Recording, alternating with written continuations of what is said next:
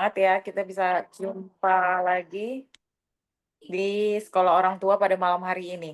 Siapa yang, teman-teman di sini siapa yang baru baru join pertama kali?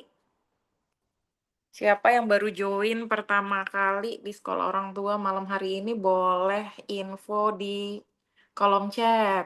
Oke oke, saya. Oh, ini ya, lumayan ya, ternyata ya peserta baru. Benar-benar baru malam ini ya join di Sekolah Orang Tua. Oke, cukup banyak ini ya.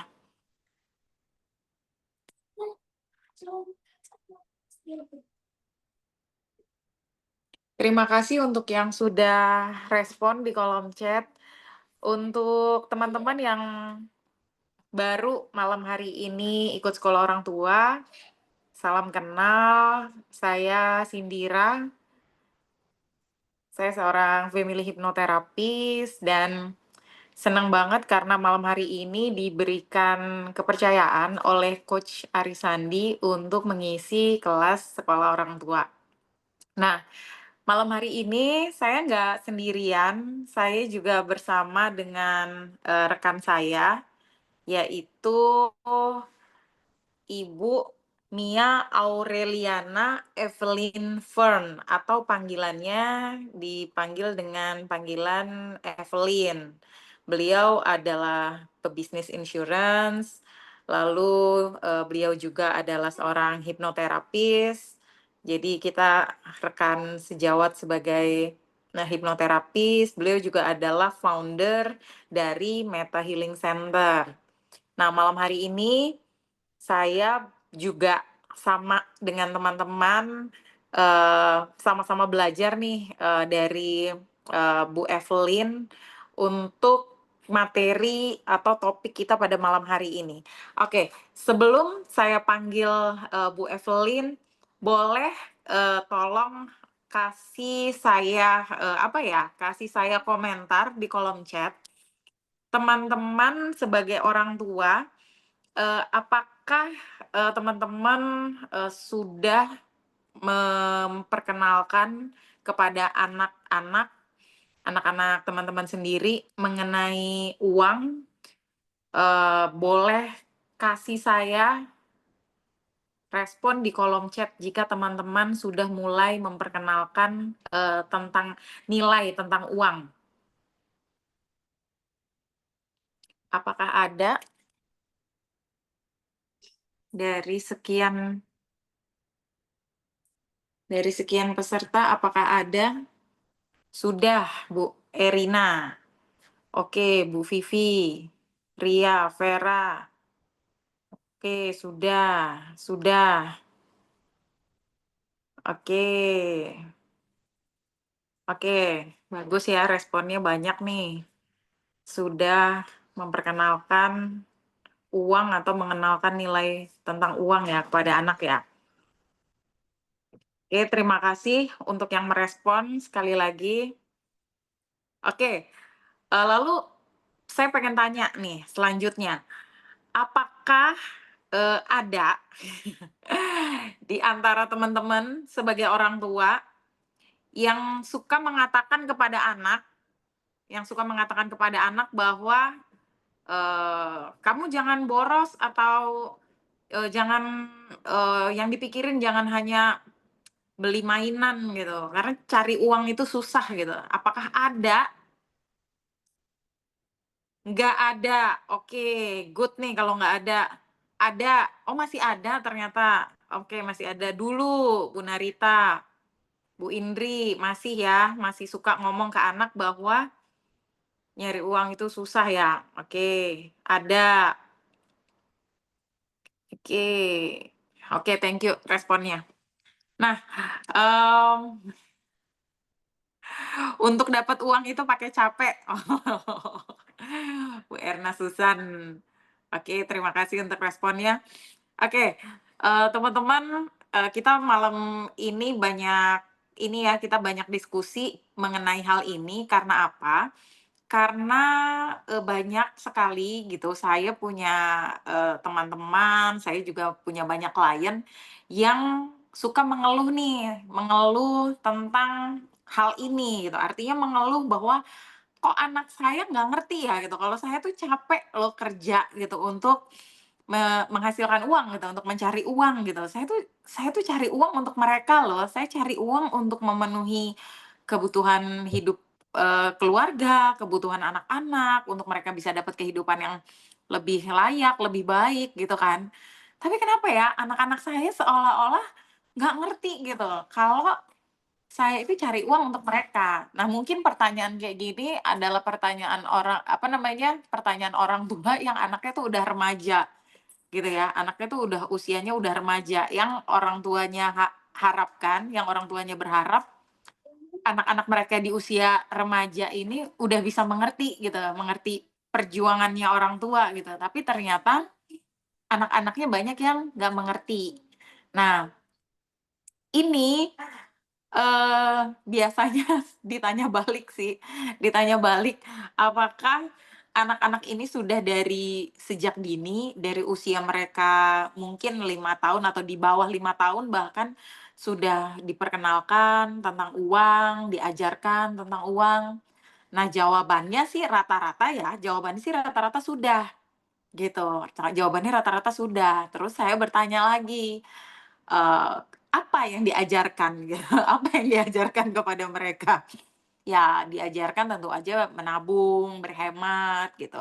Itu bener apa enggak sih gitu kan, ngajarin anak kayak gitu ya bener-bener aja gitu. Cuman ternyata ternyata banyak sekali kebiasaan atau, cara berpikir, para orang tua tentang uang, tentang mengelola uang yang masih, keliru gitu. Jadi ada belief-belief negatif yang orang tua itu miliki dan ternyata secara tidak sadar, ya karena memang kita digerakkan oleh, 80% pikiran bawah sadar ya, itu ternyata diucapkan belief-belief itu, keyakinan-keyakinan yang negatif itu kepada anak-anak kita, gitu. Nah, seperti apa sih, kita akan membahas ini gitu, ini akan menjadi topik yang bagus banget ya. Makanya saya nggak sendirian, saya tadi di awal sudah, memperkenalkan seorang, hipnoterapis, family hipnoterapis, dan ini adalah rekan saya yang dia sudah mengajarkan pengelolaan keuangan sebelum ketika anaknya masih berusia sekitar 1 tahunan. Nah, teman-teman, mari kalau gitu nggak berlama lagi, saya panggilkan, teman saya, Bu Evelyn. Halo Bu Evelyn, selamat malam. Halo halo semuanya, selamat malam. Mhm, Apa kabar Bu Evelyn? kabar baik. Oke, Bu Evelyn, thank you karena malam hari ini Bu Evelyn mau nih mengisi, sekolah orang tua malam hari ini bersama-sama saya. Kebetulan nih Bu Evelyn, kebetulan saya tahu kan kalau Bu Evelyn ini sudah, mengajarkan, mengenalkan tentang nilai uang kepada anak Bu Evelyn bahkan ketika usianya masih berusia 1 tahun, bener ya? Ya, benar. Oke, Bu Evelyn boleh nggak, sharing nih Bu Evelyn di awal nih, kenapa sih Bu Evelyn memutuskan untuk mengenalkan nilai uang dan mengajarkan anak yang masih berusia 1 tahun itu untuk mengelola uangnya? Boleh Bu, Evelyn, Ya, boleh. di-sharing-kan? Halo semuanya, perkenalkan saya dengan Evelyn ya. Saya background-nya sebagai pebisnis asuransi, saya juga seorang hipnoterapis ya. Saya juga punya klinik hipnoterapi ya, Meta Healing Center. Nah, saya cerita sedikit ya background-nya kenapa sih saya tertarik sekali untuk mengajarkan anak saya mengenai keuangan sejak kecil gitu. Nah, teman-teman di sini ya, coba kita flashback deh selama masa pendidikan kita nih, SD, entah mungkin dari TK, SD, SMP, SMA, kuliah, kita diperkenalkan nggak sih, diajarkan nggak sih skill tentang keuangan? Gitu. Kalau saya perhatiin di sekolah-sekolah gitu yang paling banyak yang paling diajarinya menabung gitu ya. Nggak skill-nya itu yang sebatas itu pun tuh bersyukur kalau diajari menabung, bahkan ada yang tidak pernah diajarin gitu menabung gitu. Nah, singkat cerita kenapa akhirnya saya perlu mengajarkan anak saya gitu mengenai menabung, karena gini, setelah saya SD, SMP, SMA, kuliah di detik-detik semester akhir dari kuliah ya, udah semester 7 semester 8 gitu kan. Nah, mulai tuh kan saya kuliahnya dibiayain sama kakak saya gitu. Kakak saya mulai tuh zaman itu masih SMS, "Kamu segera ya mulai cari kerja sebelum lulus kuliah.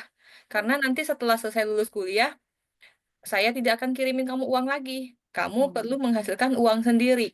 Nah, pada saat itu saya muncul nih di dalam pikiran saya, "Hah, kerja ngasilin uang gimana caranya?" Gitu. Karena kan tidak punya pengalaman dan tidak pernah diajarkan, tidak tahu gimana caranya tuh ngasilin uang. Muncul ketakutan di dalam diri saya, "Gimana caranya ya? Terus ngelamar kerja gimana ya? Nanti minta gajinya berapa ya?" Gitu loh. Gimana cara kayaknya menghasilkan uang tuh ada sesuatu hal yang sangat new banget gitu kan. Maksudnya nggak ngerti gitu, nggak pernah diajarin ngasilin uang tuh kayak gimana, yang saya tahu adalah menghabiskan uang kan gitu ya. Nah, itu menghasilkan uang, taunya kan waktu kecil juga bahkan teman-teman ya, menghabiskan uang jajan aja saya tuh nggak diajarin loh. Jadi bahkan sampai saya kuliah, ya, saya kuliah di Bandung gitu, diantar oleh kakak saya, terus dia ajarin saya nih ke kampus ya, naik angkotnya harganya sekian, bayarnya sekian, kalau kamu ada kebutuhan belanjanya di Indomaret, belinya ini.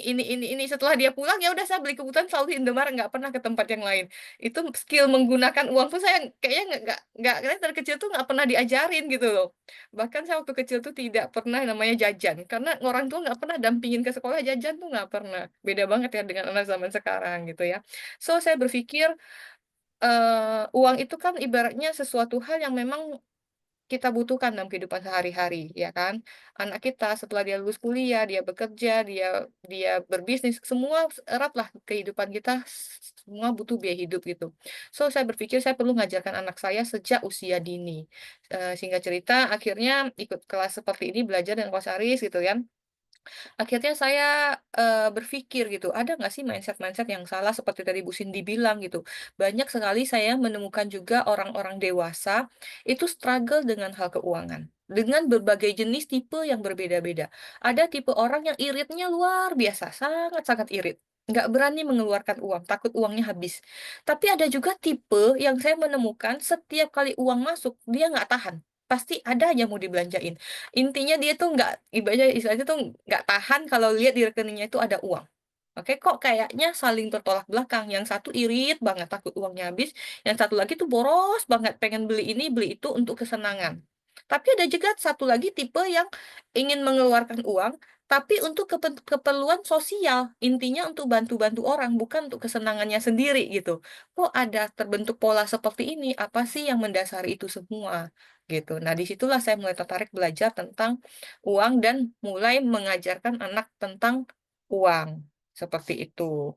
Nah, tadi udah kejawab ya pertanyaannya, latar belakangnya kenapa saya merasa perlu mengajarkan anak uang tuh dari kecil tuh seperti itu sih, Bu Cindy. Oke, thank you. Udah dapat ya poinnya kenapa, Bu Evelyn mau ngajarin anaknya bahkan, masih sangat kecil gitu menurut saya ya karena umurnya 1 tahun.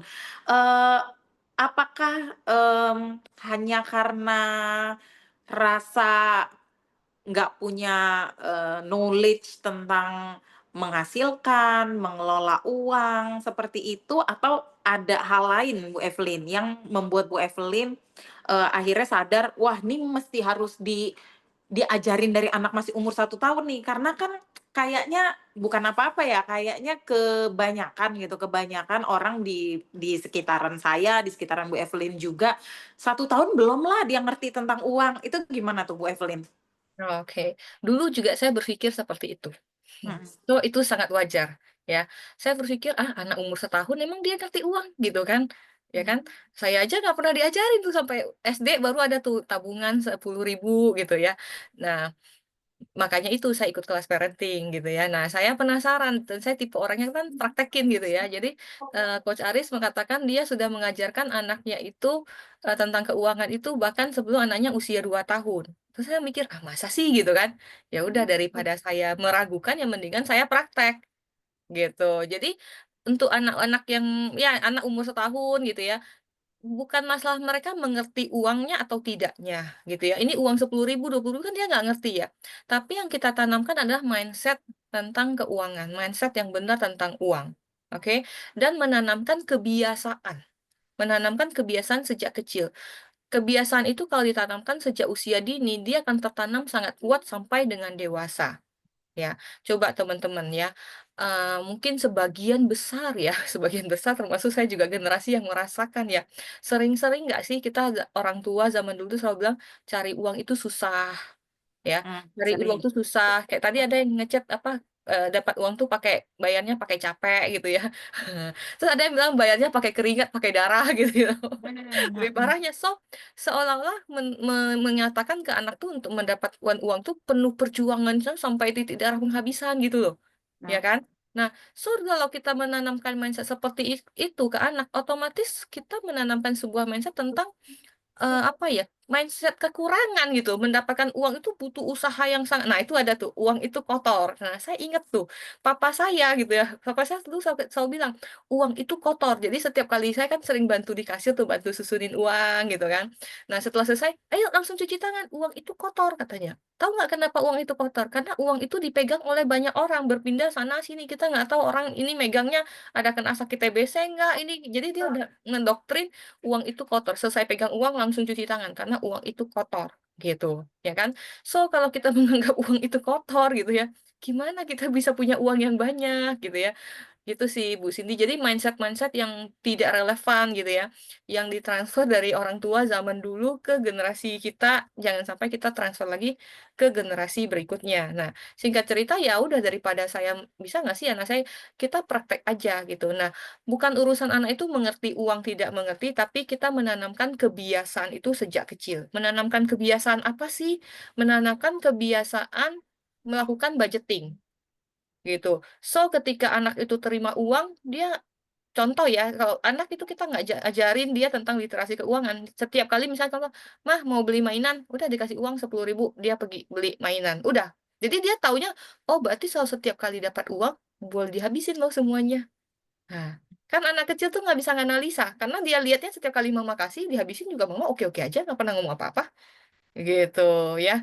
Jadi yang kita tanamkan itu adalah kebiasaan. Semakin cepat kita menanamkan kebiasaan dari anak sejak usia dini, maka semakin tertanam sangat kuat. Sehingga setelah dia dewasa, setiap kali dia dapat penghasilan, dia langsung tahu yang dia lakukan pertama adalah melakukan budgeting. Ini uangnya buat apa, buat apa, buat apa. Seperti itu sih. Oke. Nah, ini menarik banget ya, menarik banget dan banyak nih teman-teman kita, respon di kolom chat. Tapi nanti ya teman-teman yang di kolom chat kita bacakan satu persatu ada sesinya. Bu Evelyn, berarti, saya menangkap nih ya Bu Evelyn, belief negatif dari orang tua tentang uang, itu berarti bisa menurun ke anaknya, alias bisa diwariskan, benar ya? Betul. Oke, berarti kalau, misalnya ya, kita itu melihat melihat gini, ini saya nggak lagi membedakan miskin dan kaya, tapi ada, paradigma-paradigma yang di masyarakat ini berkembang seperti ini, kalau anak orang kaya sih enak, kalau dia dasarnya orang tuanya atau keluarganya udah dari nenek moyangnya dia kaya sih enak, tapi kalau anak orang miskin, ya udah mau gimana lagi. Nah, banyak ya, banyak kita lihat, apa namanya, paradigma yang seperti itu berkembang di masyarakat. Sebenarnya bener nggak sih kayak gitu, gitu? Apa benar kemiskinan atau kekayaan itu sifatnya genetik? Apa benar orang yang bapaknya itu, kaya, orang tuanya itu kaya, maka anaknya juga kaya? Dan sebaliknya gitu, orang yang secara ekonomi susah maka dia juga akan menghasilkan anak-anak dengan, apa namanya, tingkat ekonomi yang ya nggak jauh beda lah dari orang tua. Sebetulnya itu tuh apa sih menurut Bu Evelyn, apa namanya, kalau ditarik benang merahnya tuh sebenarnya itu apa Bu Evelyn? Sebelum kita ke pembahasan yang lebih, lanjut lagi. Yes, oke. Sebenarnya itu bukan genetik. Jadi gini, contoh ya, contoh. Orang tua yang diwariskan itu sebenarnya bukan genetik, jadi dia tuh, kebiasaan mindset-nya, ya. Saya kasih contoh lah ya sebelum ke uang. Misalnya contoh, orang tuanya gemuk gitu ya, anaknya juga nanti bakal gemuk-gemuk gitu ya, berat badannya Mhm, berlebih gitu. mhm, Oke, sebenarnya mhm, bukan itu, orang tuanya jadi obesitas, jadi gemuk karena dia punya sebuah kebiasaan makan yang tidak tidak teratur. Jadi maksudnya makan yang tidak punya pola makan yang baik gitu. Sehingga ketika mhm. dia punya anak, anaknya juga memperhatikan orang tuanya punya kebiasaan itu, otomatis anaknya ngikut nggak? Ngikut dong. Oke. Jadi anaknya jadi gemuk itu juga bukan karena, oh orang tuanya gemuk dia jadi gemuk, tapi orang tuanya mewariskan kebiasaan, ya anaknya dari setiap hari ngeliat bapaknya makan, emaknya makan terus, ya udah malam juga tetap makan gitu kan, makanan juga makanan yang, ini junk food lah, apa segala macam, ya otomatis ngikut gitu. Nah, sama dengan hal keuangan. Jadi misal contoh orang tua yang contoh ya, yang rata-rata secara umum, nah orang tua sering ngomong ke orang tuanya misalnya orang tuanya miskin gitu ya. Kemiskinan itu apa, diwariskan ke anak ya. Yang diwariskan itu bukan genetiknya, yang diwariskan itu ada kebiasaan pola pikirnya. Contoh, orang tua yang mengatakan cari uang itu susah. Dari kecil dia ngomong ke anaknya cari uangnya susah. Lama-lama terus anaknya ngelihat orang tua, bener juga ya, papa saya, mama saya cari uang itu susah ya dapatnya, gitu. So dia jadi punya sebuah belief keyakinan, oh iya memang cari uang itu susah. Gitu, oke. Contoh ya, kita lihat nih, misalnya contoh, kalau orang kaya berarti anaknya bakal punya mindset yang ini juga, belum tentu juga, gitu ya, tergantung juga orang tuanya menanamkannya apa, gitu. Cuman kalau orang tua yang dia punya uang, ya misalnya contoh ya, orang tua yang dia punya uangnya banyak banget, terus, dari kecil misalnya kan, dia mau apa dapat, mau apa dapat, mau ada apa dapat, gitu ya, oke. Jadi dia merasa dapat uang tuh gampang nggak? Dia mau apa aja semua dapat, orang tuanya ngasih, gitu. Terus dia kalau mau buka "Papa, aku mau buka usaha," gitu, "butuh biaya berapa? Modalnya 1 M." Ya udah dikasih sama papanya, oke? Di dalam dirinya dia tuh tidak pernah terprogram yang namanya gagal gitu loh. Jadi dia nggak pernah ngerasa kalau bikin bisnis itu bakal gagal. Jadi dia akan berusaha lakuin semuanya dengan all out sampai itu berhasil, nggak ada istilah kamus gagal di dalam dirinya dia gitu loh, oke? Jadi kebiasaan mindset-mindset seperti itu gitu loh. Jadi bukan bukan diwariskan secara genetik ya, atau contoh ya, contoh orang tua nih, dia ngomong ya sama anaknya, "Kita ini mesti tahu diri, kita ini orang miskin," gitu. Dari kecil diomongin kayak gitu. So, setelah anak ini dewasa juga, "Ya gue tahu diri lah, kita kan dari tulang miskin," kayak gitu. Bahkan dia bilang tulang miskin loh, udah tulang, udah nggak bisa diubah-ubah gitu ya dari lahir gitu ya. Gitu sih Bu Cindy. Jadi sebenarnya itu adalah mindset dan kebiasaannya itu yang diturunkan ke anak-anak, gitu. Wah.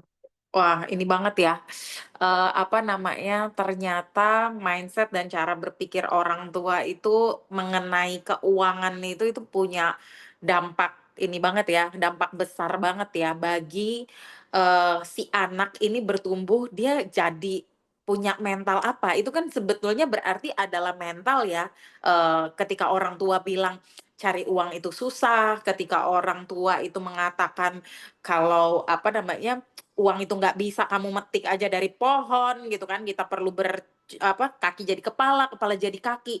Itu kan omongan yang sebetulnya tujuan orang tua itu adalah mendidik anaknya supaya anaknya bisa, prepare gitu ya, supaya anaknya tidak Betul menghambur-hamburkan.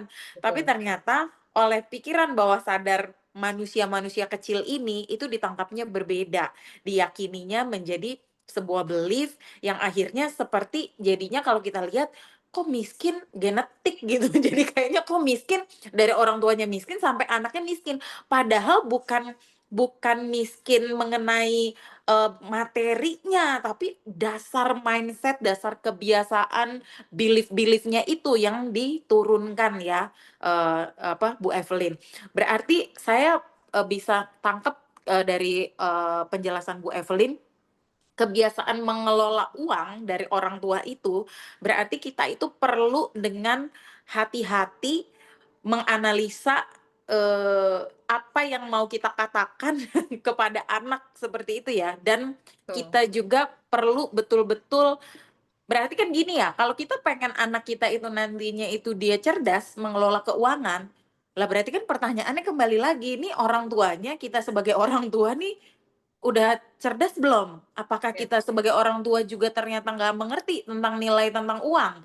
Nah, betul. itu gimana tuh Bu Evelyn? Iya, jadi, ya itu seperti yang di awal tadi Bu Siti cerita gitu kan, banyak anak yang mengeluh gitu kan, Mhm, banyak orang tua yang orang mengeluh, tua. orang tua mengeluh tuh, "Anak saya ya, nggak tahu loh menilai, menghargai uang."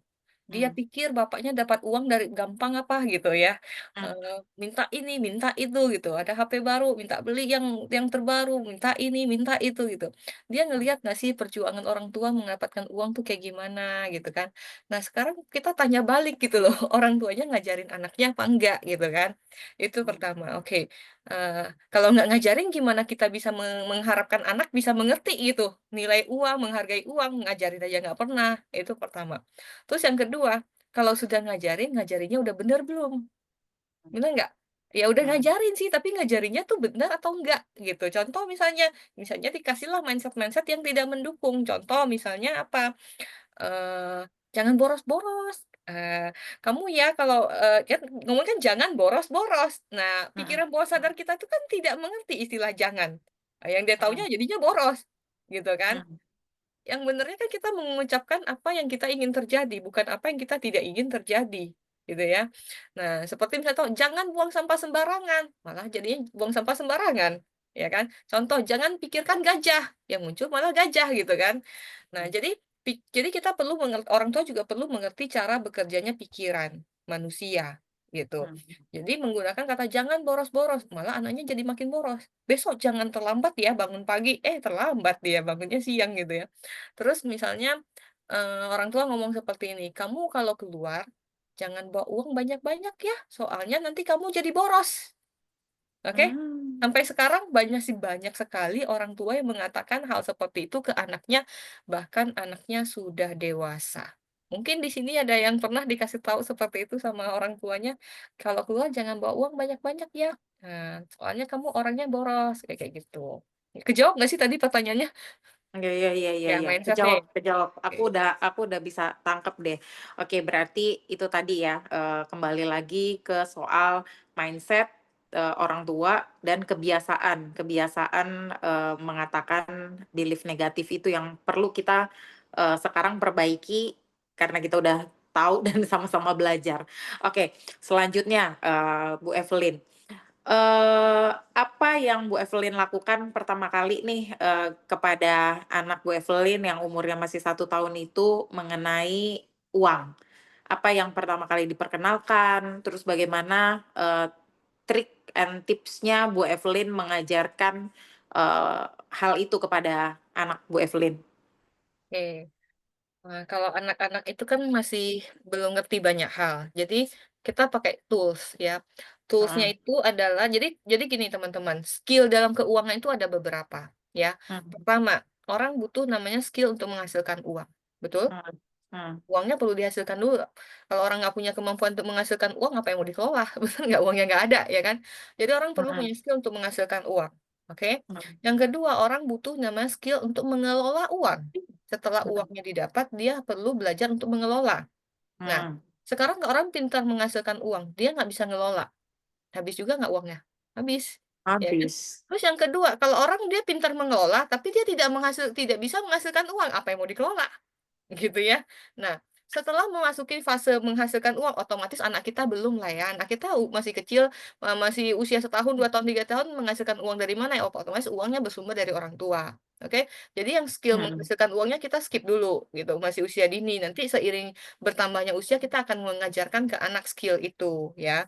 Nah, mhm, ada tahapan-tahapan yang akan kita ajarkan lah, step by step gitu. mhm, Nah, mhm, berarti kita perlu masuk step kedua dong, mengelola uang. Berarti kan uangnya di-provide sama orang tua. Bagaimana caranya kita ngajarin anak kita mengelola uang. Nah, nanti saya akan bahas ini lebih lanjut lah ya. Nah, mhm, kalau sudah dia bisa mengelola, kita akan ngajarkan bagaimana bagaimana caranya dia melipat gandakan uang, mengembangbiakkan uang, bagaimana bikin uang itu bisa bekerja, gitu. mhm, Sorry, setelah kita kelola digunakan ya. Jadi kita menghasilkan uang, setelah itu kita punya skill untuk mengelola. Terus yang ketiga, kita butuh skill untuk menggunakan mhm, uang. Saya jadi ingat tuh, saya waktu kecil nggak pernah diajarin sama papa mama, cara pakai uang tuh nggak pernah, saya ke sekolah nggak pernah jajan gitu, ya. Nah, beda banget loh, zaman sekarang nggak perlu diajarin udah bisa gitu ya. Oke, mhm. nah yang berikutnya, kita setelah belajar menggunakan uang, kita perlu belajar melindungi uang. Nah, salah Mmm, satu bentuk melindungi uang itu adalah dengan asuransi. Nah, saya bergerak di bidang insurance ya, di bidang asuransi untuk melindungi uang supaya bagaimana uang yang sudah dihasilkan jangan sampai ada suatu resiko dia hilang. Ya, contohnya sakit dan lain sebagainya gitu ya. Nah, terus setelah itu, setelah kita lindungi, kita perlu melipat gandakan. Setelah Hmm. kita bisa melipat gandakan, kita juga butuh sebuah skill untuk membagikan atau mendistribusikan kembali uang ini, gitu ya. Nah, untuk anak yang masih usia dini lah ya, contoh anak saya dari umur 1 tahun lebih, sekarang udah hampir 3 tahun gitu, itu saya ajarkan dia bagaimana cara mengelola uang. Nah, kan anak kan belum ngerti dong cara mengelolanya, kita siapkan tools ya. Salah satu toolsnya adalah, saya siapkan 4 toples. Ya mungkin, ketua kelas Bro Tony boleh bantu di-share-kan ya, ada foto anak saya gitu ya. Nah, jadi, eee, saya siapin 4 toples ya. Jadi saya siapin yang pertama itu ada satu namanya saya tulis RKF ya, RKF itu rekening, kebebasan finansial. Oke. Nah, itu saya bikin porsinya itu 30% ya. Terus yang kedua itu ada namanya RPI. RPI itu adalah rekening tabungan impian. Nah, itu juga siapkan 30%. Nah, porsinya. Lalu ada rekening bermain dan senang-senang atau RBS. Ya, itu buat anak saya, buat dia beli mainan untuk sesuatu yang buat dia main senang-senang itu 20%. Dan yang terakhir ada namanya RSS, rekening sumbangan sosial itu 20%. Nah, tadi saya sempat sharing ke Bu Cindy, anak itu belum ngerti gitu kan. Nah, yang kita tanamkan ke mereka itu adalah kebiasaan. Oke, bagaimana caranya kita menanamkan kebiasaan itu ke diri seorang anak sejak usia dini, ya. Caranya adalah kita dengan secara berkala, ya, meminta mereka untuk membagikan uang yang mereka terima. Jadi contoh ya, kalau nominalnya sih terserah ya, terserah teman-teman, ya. Hmm. Kalau saya sih, eee setiap 1 minggu sekali, setiap hari Minggu, oke. So, kalau saya setiap hari Minggu, saya akan keluarin uang 100.000, lalu saya, pakai pecahan-pecahan gitu, ada 20.000, 10.000, nah ini anak saya ya, 20.000, 10.000 kayak gitu. Nah di sini teman-teman bisa lihat ada namanya RKF, rekening kebebasan finansial, ya itu berarti kalau 100.000 30% berarti dia perlu masukin 30.000.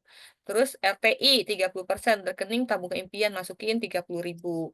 Nanti RBS, bermain senang-senang 20.000, RS, rekening sumbangan sosial itu 20.000. Setiap hari Minggu. Nah, teman-teman ini bebas. Teman-teman boleh lakukan mau setiap hari juga boleh, mau 2 hari sekali juga boleh. Pokoknya dia secara berkala dan konsisten. Jadi, itu untuk kita menanamkan sebuah kebiasaan mindset ke dalam diri anak kita setiap kali dia terima uang, dia perlu bagi-bagi ke dalam toples.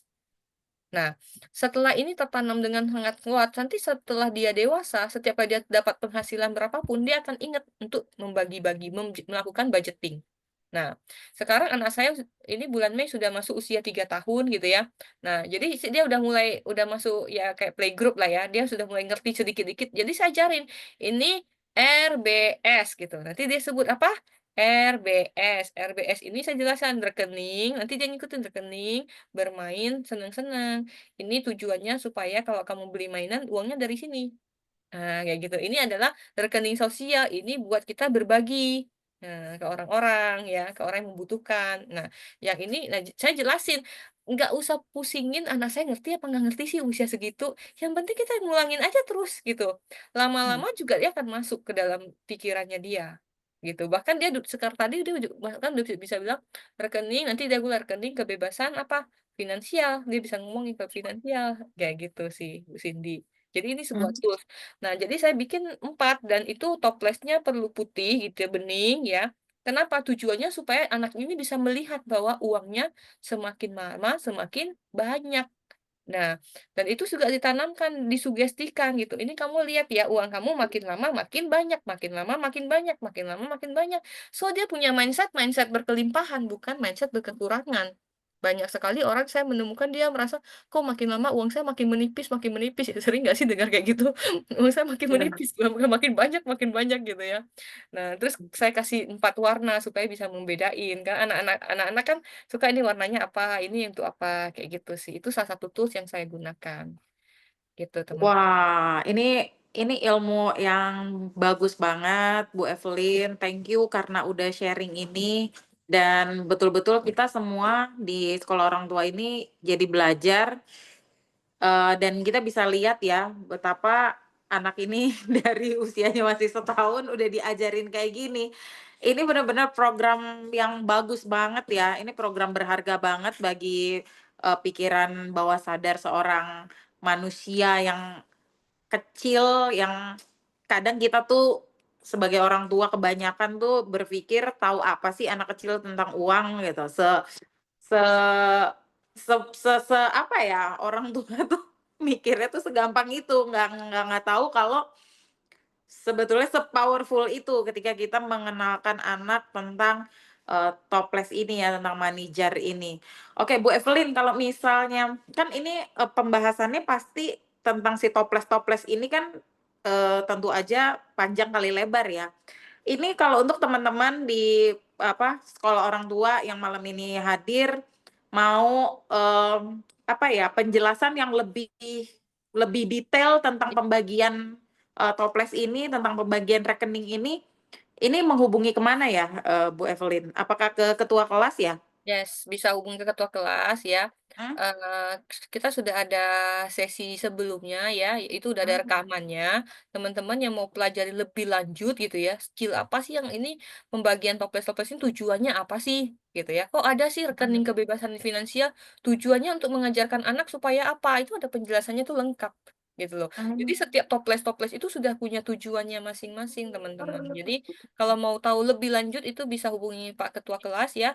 Untuk dapat video ini ya, video parenting ya, itu lengkap semuanya, dibahas tuntas gitu. Oke, apakah ini juga bisa berlaku bagi anak yang, sudah remaja? Untuk, kebiasaan ini ya? Iya, Yes. metode ini nih, metode pembagian toples ini? Bisa bisa, mau dipakai juga bisa, cuma gini, kalau misalnya anak kecil kan ibaratnya masih anak saya kan masih kecil ya, pakai toples dong. Nah, Mhm, boleh nggak mhm, sih kalau anak saya bukain dia buku rekening gitu ya, boleh-boleh aja. Cuman kalau mhm, di sini kan karena anak masih kecil, kenapa pakai toples, supaya dia bisa melihat visual. Oh iya, uang mmm, saya, minggu ini 100.000 kan bagi ini 4 toples segini, nanti udah mhm, sebulan jadi segini, dia ngelihat uangnya makin hari makin banyak, itu real. Gitu mmm, lah, karena umur segitu kan nggak ngerti buku rekening, belum bisa baca, bener nggak? Ya kan? setuju. Seperti itu. Nah, kalau untuk saya, ya teman-teman yang udah dewasa, ya kita nggak masukin toples lah ya, kita punya rekening, udah ada pos-posnya ini buat apa buat apa buat apa, kayak gitu.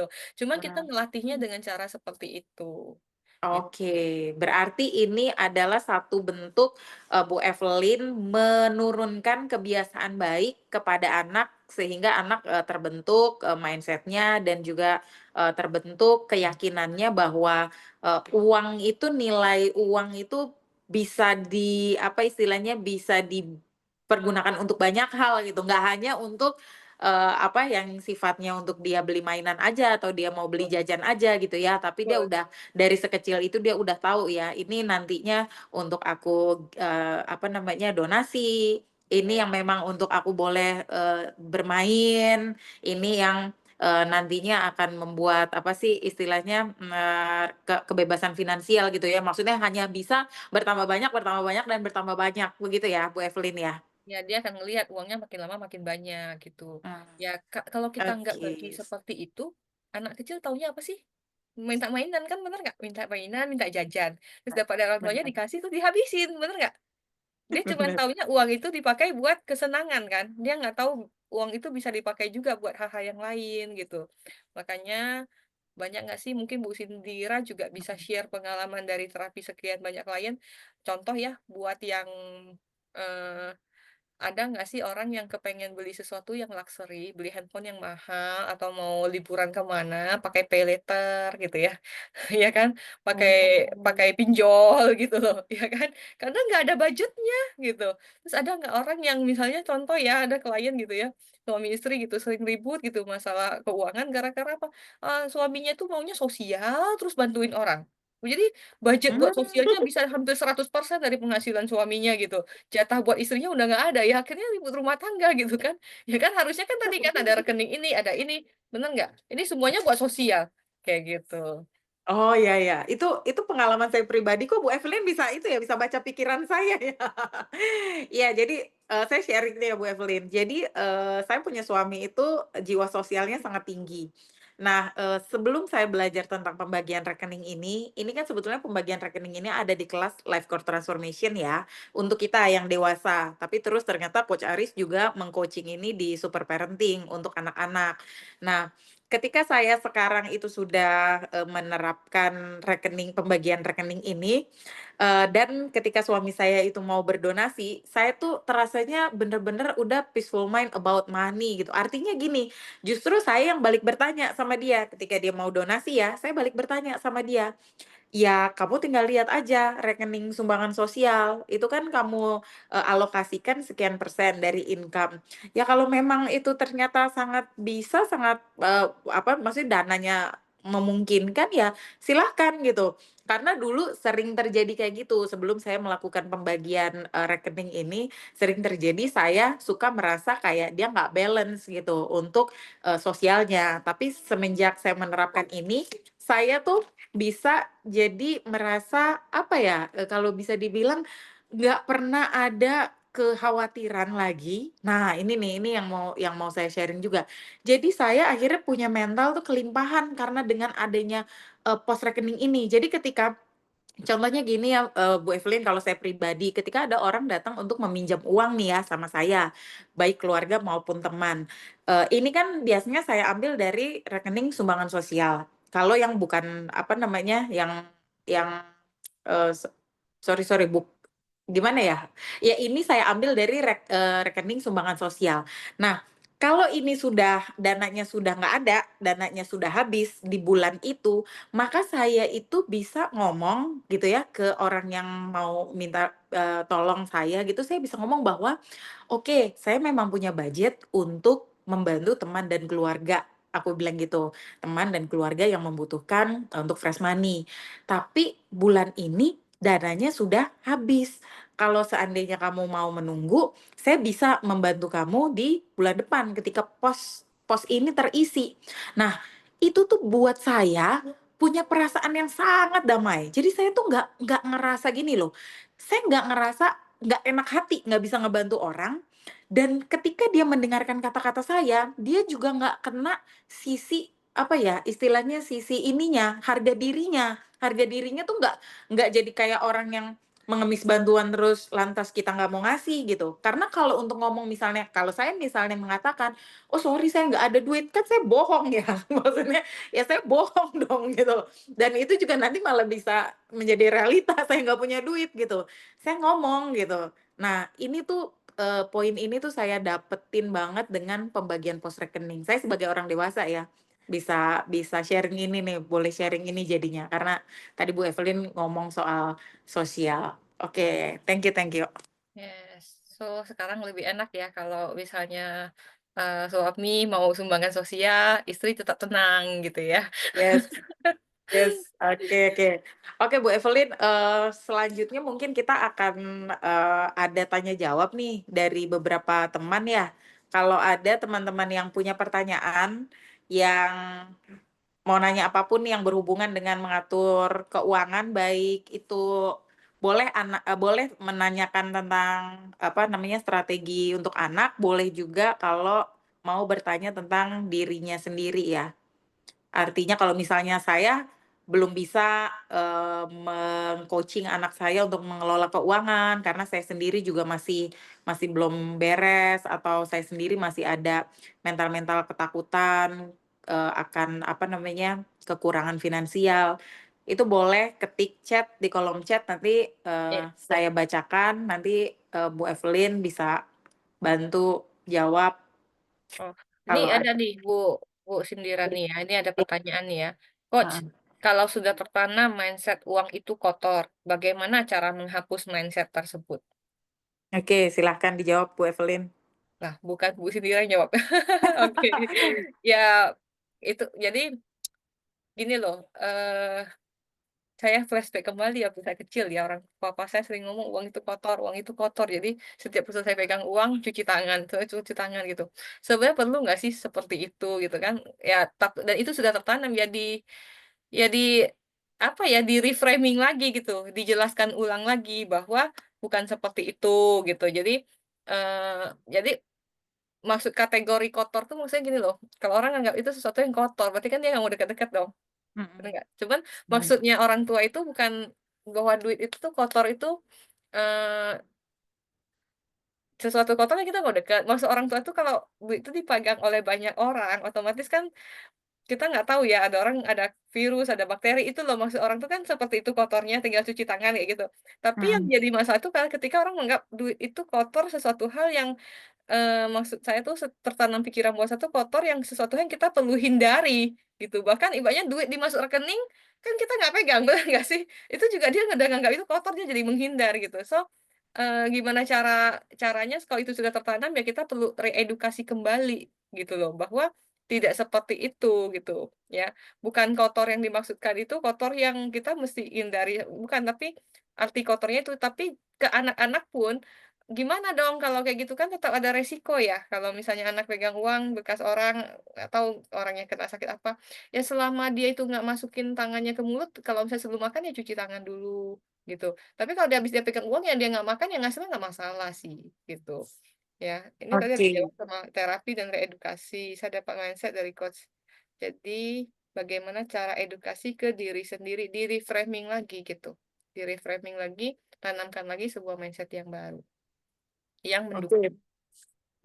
Berarti, kalau sudah ada, apa namanya, belief negatif, cara untuk menggantinya dengan belief yang positif adalah dengan melakukan, terapi ya, apapun itu sebetulnya terapinya, asalkan itu mampu menembus sampai pikiran bawah sadar, level pikiran bawah sadar, maka itu pasti akan, menjadi program baru gitu ya, Ya, Bu di Evelyn ya? repetisi juga bisa. Salah satunya itu kan repetisi. Repetisi itu Oke. ya diulang lagi, dengan ditimpa lagi gitu, Mhm, dengan mhm, mhm. sesuatu hal yang mendukung, diulang-ulang, afirmasi, di Mhm. terapi, ya itu bisa.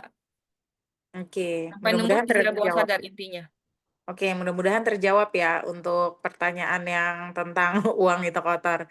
Oke, ada lagi kayaknya nih pertanyaan. Anak saya tidak bingung how to earn money. Nyantai anak ini, saya juga bingung sebenarnya. Anak kok nggak pengen bisa earn money himself, ada dan tidak ada uang, nyantai aja, nggak bisa disuap. Dari kecil saya selalu memberi bekal di sekolah, tapi di dompet juga ada uang, tapi nggak pernah disentuh. Gimana saya mengubah pola pikirnya supaya suka uang? Oh, berarti ini, hasrat atau hasrat kepada uangnya tidak ada nih kayaknya. Tapi apakah ini menjadi masalah, Bu? Pertanyaan selanjutnya, kalau ternyata nggak menjadi masalah, ya apa ya sebetulnya yang maksudnya yang masalahnya di mana ya?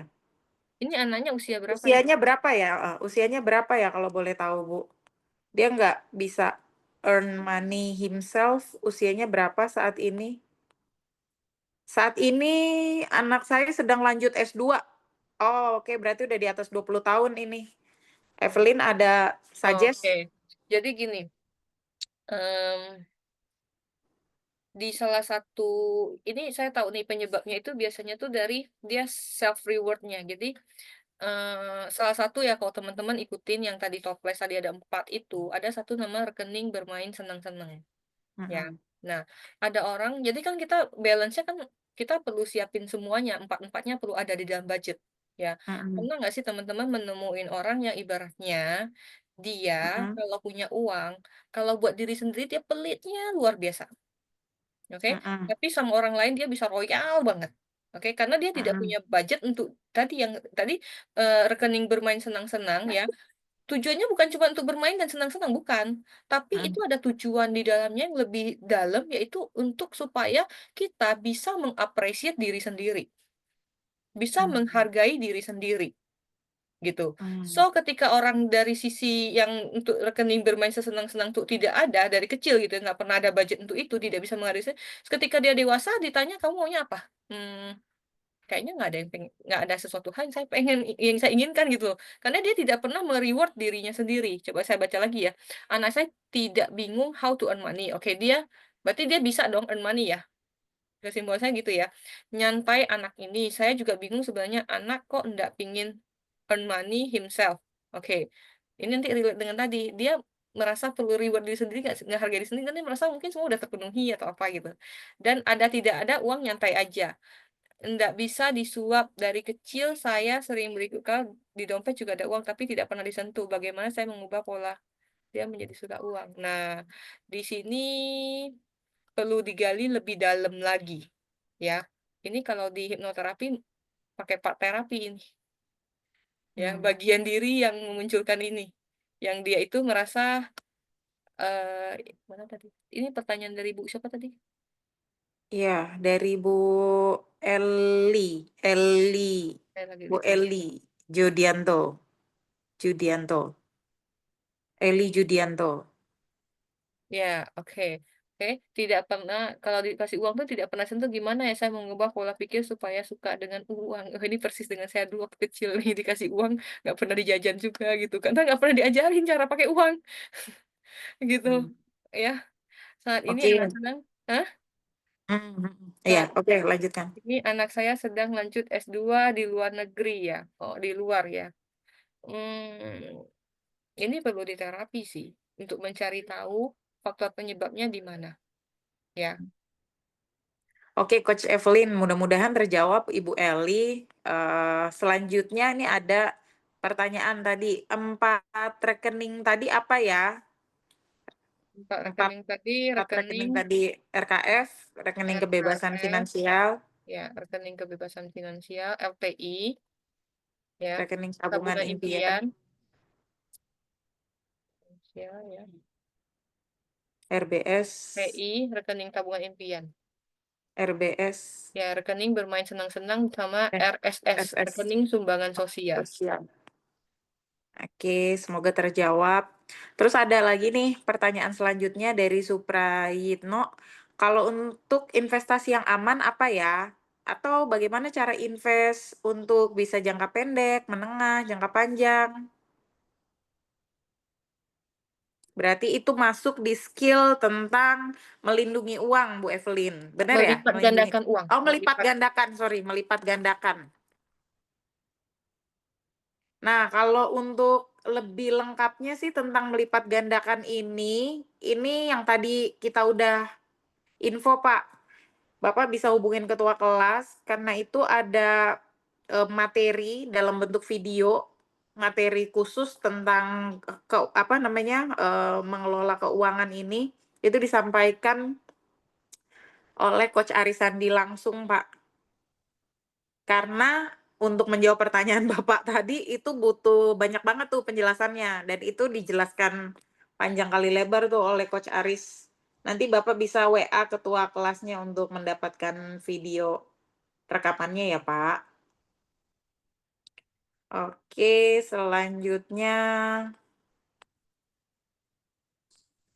Oke, selanjutnya Coach Evelyn, kalau budget untuk kebutuhan sehari-hari seperti bayar listrik, air, telepon, dan lain-lain diambil dari pos yang mana ya? Oke, saya jawab ya. Nah, ini kan saya tadi cerita 4 toples itu kan buat anak, oke, bukan Mhm, untuk orang dewasa ya. mhm, Untuk orang dewasa selain 4 tadi, dia butuh satu lagi, yaitu, mhm, RKS, rekening kebutuhan sehari-hari. mhm, Oke. Nah, kalau untuk anak kan dia nggak butuh rekening kebutuhan sehari-hari, karena kebutuhan sehari-harinya dipenuhi dari orang tua kan, mhm, bener nggak? Gitu. mhm. Jadi, kalau yang tadi anak yang memang 4 gitu, tapi kalau kita sebagai orang tua, ya kita perlu satu lagi, RKS, rekening kebutuhan sehari-hari. Nah, untuk pembagian ini teman-teman bisa sesuaikan, misalnya contoh ya, kalau tadi kan, total kan saya bikin RKF untuk anak saya itu kan 30%, LPI-nya 30, jadi 30, 30, 20, 20. Mhm, Gitu. So, misalnya contoh dia mau beli mainan, ya udah ngambil dari rekening bermain senang-senang. Kalau budgetnya udah habis, ya udah mesti nunggu lagi sampai keisi supaya dia terbiasa gitu nunggu gitu. Ya terus, ya untuk orang dewasa ya butuh itu tadi, RKS rekening sorry, RKS rekening kebutuhan sehari-hari. Ya porsinya misalnya contoh 50% dari penghasilan. Nanti dibagi tuh yang ininya berapa persen, nih berapa persen, gitu. oke, terima kasih. Semoga terjawab ya bagi yang menanyakan. Oke, ini ada terlewat dari Indri. Untuk anak remaja sebaiknya seperti apa kita mulai? Telat nggak sih kalau dipakein toples? Anak remaja mau dipakein toples boleh, mau pakai rekening juga boleh. Intinya sih kita menanamkan kebiasaan. Jadi kebiasaan untuk dia setiap kali dapat uang bagi-bagi. Mau pakai toples boleh, mau pakai rekening boleh, atau sekarang kan ada rekening bank yang kita buka satu rekening, kita bisa langsung bagi jadi pos-pos beberapa kantong ya. Iya, Ya, oke, seperti itu benar. juga boleh, Hmm. Oke, gitu. berarti yang penting untuk ditanamkan kepada anak mau berapapun usianya selama dia masih anak ataupun kita sebagai orang dewasa adalah uang itu ketika ada itu dia punya banyak fungsi gitu ya. Berarti uang itu ketika ada itu untuk dibagi-bagi gitu. Jadi bukan berarti ya bisa habis dalam waktu semalam atau kita nggak ngerti pembagiannya. Jadi itu yang mau diajarkan ya sebetulnya ya dari Betul. pembagian toples itu ya, Bu Evelyn? Betul, karena banyak sekali case ketika orang tidak melakukan budgeting seperti ini, akan muncul masalah berikutnya. Kalau tidak lakukan seperti itu, masalah yang muncul nanti akan banyak sekali, variasinya tuh banyak sekali gitu ya. Bahkan terjadi sabotase diri, gitu loh. Misalnya contoh rekening yang buat bermain senang-senang, gitu kan. Udah ada nih budgetnya sekian, tapi sayangnya dipakai buat main senang-senangnya, udahlah pakai buat investasi aja gitu. Oke, Hmm, nanti itu akan terjadi sabotase diri. Pikiran bawah sadar kita akan menganggap, "Wah, kalau, ini kan budget buat untuk nyenangin diri sendiri, tapi kok dialihin buat yang lain, berarti diri ini kurang berharga dong," gitu. hmm. Nanti muncul masalah yang makin banyak lagi gitu ya, perintilannya Berarti banyak gitu. Jadi itu sih. berarti hubungannya akhirnya merembet ke citra diri negatif juga ya? Betul sekali. So, Hmm. teman-teman perhatiin deh, kalau orang yang dia tidak menguasai tentang, budgeting, keuangan, literasi keuangan dia itu tidak baik gitu, mindset tentang keuangannya itu tidak mendukung ya, itu ngefek banget ke citra diri. Sangat efek dengan citra diri, muncul nanti dia itu minder lah, dia itu inilah dan itulah segala macam. Wow. Oke, Bu Evelyn, lanjut pertanyaan berikutnya dari Bu Narita. Untuk usia 46 tahun, apa solusinya jika baru mau memulai, Bu? Apakah sudah terlambat? Ya, segera mulai. Hmm. Segera mulai gitu, kalau nggak dimulai mau usia berapa? Sekarang usia 46 nggak mulai, nanti udah usia 50, 55, 60, ya segera mulai kan sudah dapat gitu kan. Kita perlu melakukan budgeting ya, dari 4 tadi tambahin satu lagi rekening kebutuhan sehari-hari. Oke, tinggal atur persentasenya. Rekening kebutuhan sehari-hari misalnya 50%, yang lainnya masing-masing 10% misalnya, atau berapa tinggal disesuaikan aja, atau misalnya ada yang 20%, ada yang 5%, ya disesuaikan lah, kayak gitu. Ya, Oke. segera mulai. Karena kalau tidak mulai dari sekarang, kapan mau memulainya? Karena untuk memulai ini tuh butuh apa, konsisten ya, supaya itu kebiasaannya itu tertanam. Jujur dulu waktu pertama kali saya tahu seperti ini ya, saya terapkan ke diri saya sendiri. 3 bulan, 4 bulan berhasil, nanti bulan ke-5, bulan ke-6, wah ini pengeluaran lagi banyak nih. Aduh sayang ya yang rekening bermain senang-senang nggak usah deh, dikosongin aja, alihin buat bayar tagihan, kayak gitu loh. Gitu loh. Jadi itu terjadi berkali-kali gitu. Tapi Hmm. akhirnya saya memutuskan, ngambil sebuah keputusan, saya mulai sekarang mau konsisten. So, rekening bermain senang-senang, saya benar-benar pakai buat rekening bermain senang-senang. Rekening buat sosial, benar-benar buat sosial. Seperti itu. Jadi udah nggak dicampur adukan lagi, gitu ya. So, Thank saya you, juga thank you. berproses ya untuk menjadi konsisten. Thank you, Bu Evelyn. Ada pertanyaan selanjutnya nih dari Bu Eli tadi. Berarti dari dini seorang anak harus dikenalkan dengan kegunaan uang dan tujuan menabung agar mereka mengerti arti uang bagi mereka. Seperti itu ya, Coach? Yes, betul sekali. Ini Hmm. kalau udah diperkenalkan ini nanti perhatiin deh, nanti banyak sekali anak jadi ketika kita mewariskan kebiasaan ini ke anak kita ya, nanti dia akan tumbuh dengan citra diri yang sangat oke banget, sangat itu benar-benar kayak warisan kita sebagai orang tua buat anak yang tuh sangat-sangat berharga, Hmm. gitu. Thank you. Kalau pembagian uangnya menggunakan amplop tidak apa-apa ya, Bu? Nggak pakai toples, pakai amplop boleh ya, Bu? Sebaiknya, ini anaknya Hmm. usia berapa nih? Sebaiknya pakai toples yang bening. Hmm. Oke, kenapa? Ada tujuannya gitu, ada tujuannya, kenapa pakai toples yang bening gitu, dan ditempelin gitu kan, ini ada RKF, RTI, supaya anak itu bisa ngelihat, ini uang kan toples kalau di amplop kan nggak kelihatan ya, ya, Mhm, atau mhm, amplopnya bening gitu ya, terserah lah ya, yang penting dia mesti lihat gitu, dan ada labelnya, ini RKF, ini RTI, ini apa, gitu, supaya dia bisa ngelihat dengan matanya sendiri, uangnya makin hari makin banyak. Dan ketika dia setelah selesai masukkan, sugestiin lagi. Jadi, contoh anak saya namanya Meta, jadi uang Meta semakin hari semakin banyak, gitu. Dan dia ngelihat semakin banyak, kayak gitu. Dan ya, kalau masuk amplop nggak kelihatan gitu ya. Ya kalau amplopnya bening ya boleh juga lah ya, tapi ya toples sih yang paling bagus, terus dikasih label-labelnya. Jangan cuman, kayak tadi kan ada warna merah, kuning, hijau, biru, ya kan? Mungkin di Hmm. kepala kita, kita tahu, oh merah ini buat ini, tapi anak itu butuh visual. Hmm. Oke, thank you. Oke, ini ada lagi yang pertanyaan kalau sorry sorry, Bu mau tanya kalau misalnya mendesak banget nih. Nah, senang-senangnya kayak dipinjam sebentar, pas udah ada uang lagi baru dibalikin dan baru bisa senang-senang. Itu boleh nggak? Apa namanya? Boleh nggak seperti itu? Pertanyaan dari Pak Andreas. Saya juga berharap kalau gitu boleh, tapi sebenarnya nggak boleh. Karena itu yang saya lakukan gitu. Dulu Oh, saya nggak boleh begitu. ya? Kalau dipinjem Tidak dulu terus boleh. nanti dibalikin nggak boleh ya? Nggak boleh sebenarnya, karena kan kita mau menanamkan kebiasaan. Sekarang Hmm. gini ya, misalnya contoh-contoh ya, Hmm. eee, tadi kan di situ ada bilang kalau ada kebutuhan mendesak banget gitu ya.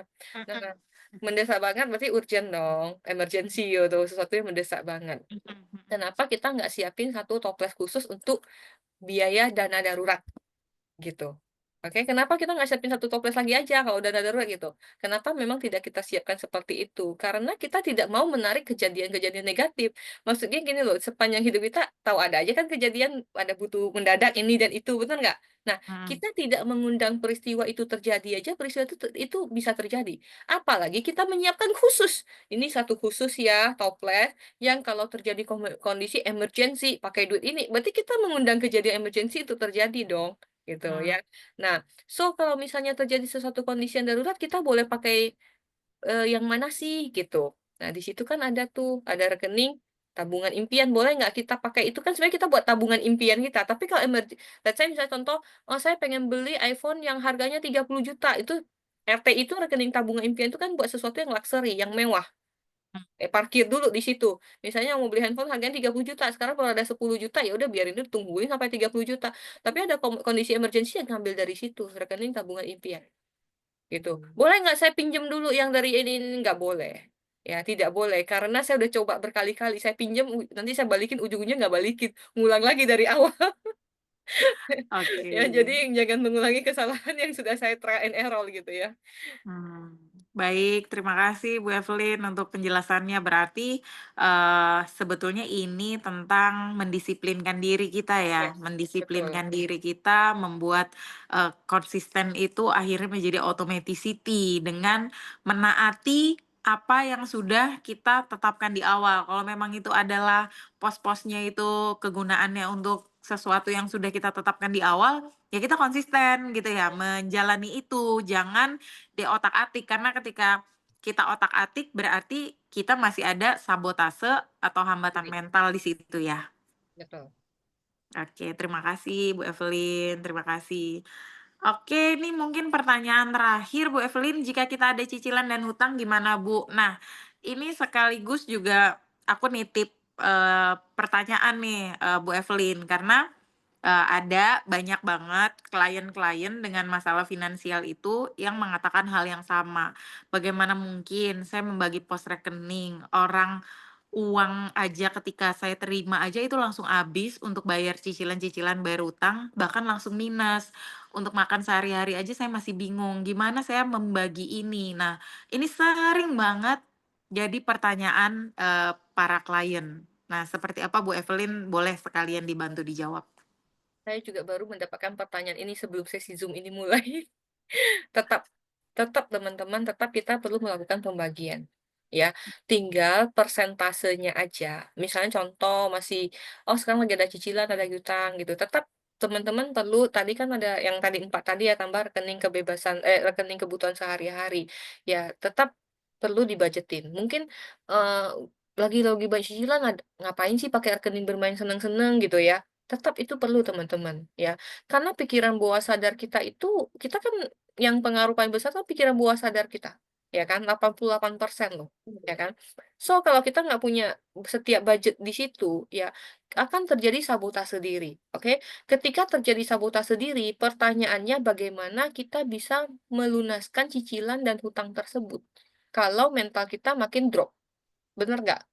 Justru dengan kondisi seperti itu kita perlu, menaikkan citra diri kita perlu beres-beres mentalnya kita, gitu. Tinggal persentasenya aja yang disesuaikan, misalnya, "Oh, saya mampunya rekening sosial 1% atau 0,5%, tapi dia tetap perlu ada, gitu. Eee, terten pen yang penting persentasenya teman-teman sesuaikan aja, nanti kalau, cicilannya sudah mulai berkurang, teman-teman menyesuaikan lagi persentasenya, gitu, ya. Seperti itu sih, Bu Sindira. Berarti kalau dalam kondisi yang sangat sangat sangat sangat, di luar daripada ini ya, di luar daripada yang bisa dilakukan gitu, artinya dia sangat-sangat, merasa benar-benar kesulitan, bukan tentang nominalnya, bener ya, Bu? Yes, Tapi betul. tentang walaupun 10.000 ibarat kata Yes, atau 20.000 masuk yes, dulu ke semua toples itu, gitu yes, ya, Bu, ya? yes, betul. Apalagi dalam kondisi orang punya cicilan, punya hutang gitu ya. Mhm, Artinya, ya kita kan berarti kan mau lunasin utang, cicilan kan butuh uang, betul nggak? Untuk kita bisa menghasilkan uang, kita perlu menanam dulu nggak sih? Kalau kita mau panen, kita perlu menanam nggak? Kita perlu mhm, menanam, oke? Salah satunya kita butuh rekening sosial, kita menanam kebaikan, kita memberi uang, kita akan dapat uang lagi. Bukan kita ibaratnya kayak apa ya, oh nggak ikhlas ya, berharap ya, gitu bukan. Tapi itu adalah mhm, hukum gitu loh, ada sebab dan akibat gitu ya. mhm, Jadi kita mau akibatnya seperti ini, kita perlu menciptakan sebabnya. Kalau kita tidak pernah menanam, bagaimana kita bisa memanen?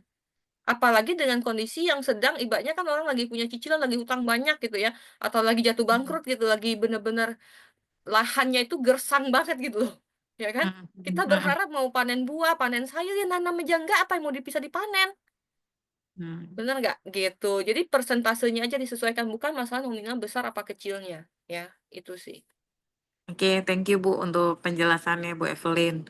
Oke, untuk dana amplop kedukaan, orang nikah dan lain-lain, apakah itu dari sumbangan sosial? Yes, Yes. karena itu buat sosial kan ya. Asal Oke, asal jangan sampai duit buat ngasih buat orang tua dari sumbangan sosial itu no ya. nggak boleh ya. Itu kewajiban ya, itu kewajiban ya. Itu buat ngasih buat orang tua masukin rekening sosial aja deh, gitu. Budgetnya kecil aja gitu, berapa persen gitu kan. Enggak ya? Ya, kemarin juga saya dapat ini nih, kemarin saya terapi klien, terus, ya, apa namanya, saya menyarankan agar ia melakukan donasi. Karena apa? Karena hutang itu punya energi, begitupun juga dengan uang. Uang itu juga memiliki energi. Kalau kamu, menanam uang, ya kamu mau juga panennya uang, gitu. Nah, caranya menanam nih gimana dengan donasi, kemarin saya ajarkan. Tapi klien ini, memberikan saya argumen, mengatakan seperti ini, "Saya banyak dengar dari kawan-kawan saya, nggak usah kamu itu, tangan nekuk keluar, jari-jari itu tuh nekuknya ke dalam. Kamu lihat aja dulu orang tua kamu aja masih butuh kok dibantu, kenapa kamu sudah mau berdonasi keluar?" Jawaban saya saat itu saya bilang, "Apakah ketika Ibu berdonasi itu, keluar itu uang itu yang dipakai untuk, apa namanya, memberi kepada orang tua? Kalau itu jangan ya." Aku akhirnya ngomong gitu, karena apa, jangan pernah pos sumbangan sosial itu untuk, istilahnya ya kita kasih makan orang tua atau membiayai orang tua. Itu berbeda banget mindset-nya gitu dan nanti energinya juga nggak baik. Saya terpaksa ngomong kayak gitu karena ya kelihatannya, apa namanya, klien ini belum punya knowledge ke sana gitu. Udah ada mungkin knowledge-nya tapi masih berpegang bahwa daripada uang ini saya sumbang keluar, mendingan saya pakai dulu untuk kebutuhan keluarga. Karena apa? Karena keluarga masih membutuhkan. Tapi ya saya dengan tegas mengatakan, jangan pernah apa yang menjadi, hak atau kewajiban kita donasi, itu kita makan sendiri gitu. Karena nanti ya kita nggak bakal nuai apapun karena kita nggak nanem apapun gitu. Kan kewajiban kita ya sebagai anak untuk berbakti kepada orang tua gitu, tapi untuk berdonasi tentu aja itu, berbeda pos gitu. Saya mengatakan seperti itu Bu Evelyn. Ada satu pertanyaan nih ya. Saya sudah terapkan 4 tabungan, cuman tabungan bersenang-senang selalu habis tak bersisa. Apakah nggak apa-apa disimpan sebulan tabungan bermain senang tabungan bersenang-senang lalu habis, entar simpan lagi habis lagi, tapi tidak 3 tabungan lainnya aman nggak disentuh? Ya, rekening bermain dan senang-senang memang untuk dihabiskan di bulan itu. Yes, jawabannya nggak apa-apa. Oke, kenapa nggak apa-apa? Karena walaupun itu buat bermain senang kan sudah dibudgetkan, ya.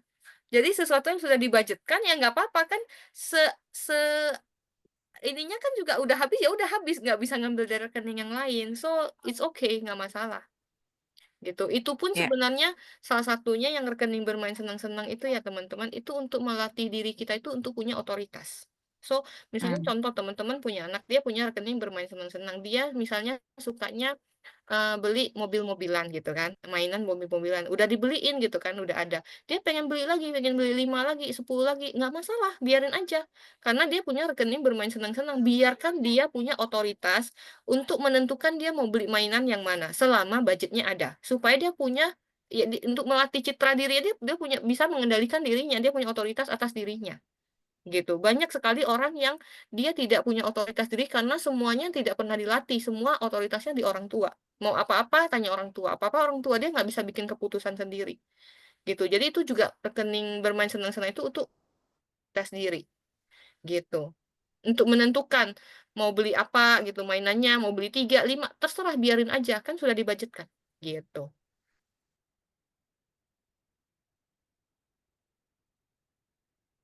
Oke, terima kasih Bu Evelyn. Ini ada pertanyaan nih Bu Evelyn.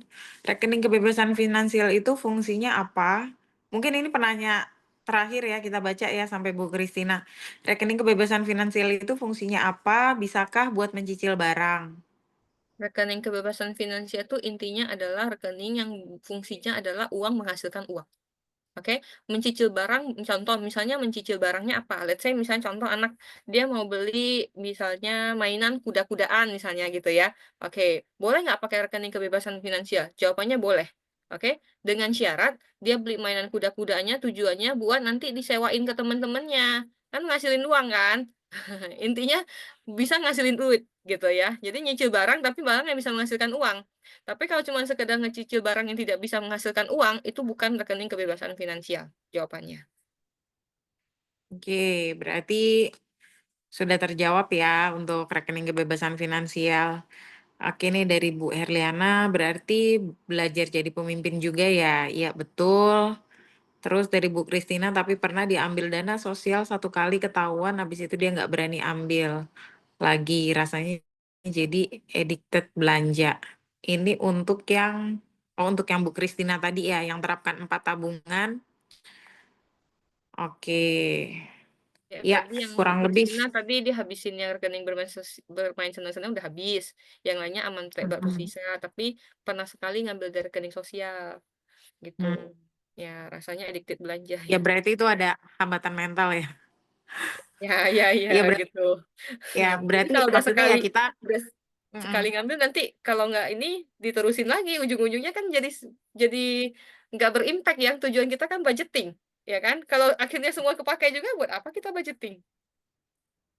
Oke, persentase jadi bisa disesuaikan ya sesuai kita ya, pertanyaan dari Bu Nenden. Iya betul, presentasinya disesuaikan aja dulu kalau belum memungkinkan untuk dibuat, balance artinya kalau orang dewasa itu kan maksimal 50% ya dari income, lalu pembagian yang lain bisa 10, 10, 10, atau 10, 20.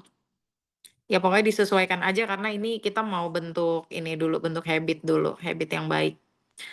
Lalu kalau untuk les beli buku masuknya kemana? Ini siapa nih, anak apa orang tua? Kayaknya kalau untuk les kan kewajiban orang tua ya, untuk membelikan buku, tergantung ini bukunya buku apa. Kalau ini buku yang merupakan kewajiban orang tua membeli, berarti orang tua bisa mengambil dari kebutuhan sehari-hari atau rekening pengembangan diri. Oh iya, kalau di kelas Yes. Life Core Transformation ada rekening pengembangan diri ya. Jadi yang mau ikut training, yang mau ikut yang mau apa namanya, beli buku-buku untuk pengembangan diri, itu diambilnya dari pos atau rekening pengembangan diri. Tapi untuk belajar lebih jauhnya, untuk lebih dalamnya mengenai pembagian ini dan bagaimana, presentasinya, sumbernya dari mana untuk membaginya, dan lain sebagainya itu bisa menghubungi ketua kelas di nomor yang udah ada di kolom chat. Ya, gitu. Jadi untuk orang dewasa tadi ada rekening kebutuhan sehari-hari, satu lagi rekening pengembangan bisnis RPB. Pengembangan bisnis itu bisa buat ya mau beli buku, untuk ikut seminar dan lain sebagainya. Gitu. Ya, pengembangan bisnis atau pengembangan diri bisa Yes, ya. itu. Oke, kayaknya, malam hari ini udah banyak banget ya kita sharing, belajar dari Sis Evelyn yang udah menerapkan pengelolaan keuangan untuk anaknya. Thank you untuk semua ilmu, kita boleh sama-sama belajar di sekolah orang tua ini. Saya kembalikan ke Bro Tony, terima kasih. Oke, thank you Bu Cindy dan thank you juga Bu Evelyn untuk sharingnya malam ini dan terima kasih sahabat kelas semua yang sudah hadir. Kita akhiri kelas malam ini. Jumpa lagi di periode atau sesi berikutnya ya. Terima Selamat kasih. malam. Ya. Selamat malam, terima kasih semua.